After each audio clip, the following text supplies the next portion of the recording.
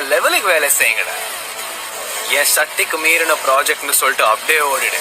நான் உனக்கு 5 இல்லைன்னா 10 தரேன். இல்ல என்னடா பண்ணுவ? ஏன்டா வெள்ள பண்ணி எந்த வேலையும் செய்யாம தகுதியான படிப்பும் இல்லாம உங்க அப்பா பணக்காரங்கிற ஒரே காரணத்தினால நோகாம நேரா முதலாளி சீட்ல உக்காந்த உனக்கே இவ்வளவு திமிர் இருக்கே.